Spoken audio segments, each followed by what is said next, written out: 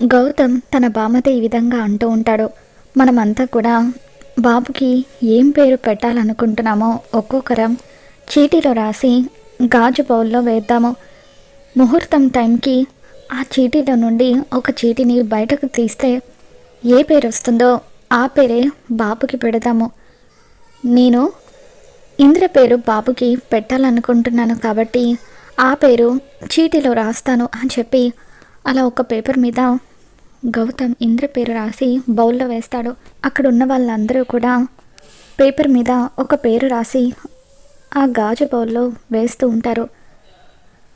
ఎట్టి పరిస్థితుల్లోనూ ఆ ఇంద్రగాడి పేరు మాత్రం రాకూడదు అని చెప్పి గౌతమ్ వాళ్ళ బామ్మ మనసులో అనుకుంటుంది. భగవంతుడా, ఎలాగైనా సరే ఇంద్రగారి పేరే రావాలి, ఆ పేరే బాబుకి పెట్టాలి అని చెప్పి అహల్య మనసులో అనుకుంటుంది. అందరూ అందులో చీటీలు వేసిన తర్వాత గౌతమ్ ఆ బౌల్ తీసుకొచ్చి పంతులు గారి చేతికి ఇస్తూ ఉంటాడు. మరి ఆ బౌల్లో నుండి ఇంద్ర పేరే వస్తుందా? ఏం జరగబోతుందో మళ్ళీ మన ఛానల్లో తెలుసుకుందాం. ఈ వీడియో మీకు నచ్చినట్లయితే లైక్ చేయండి.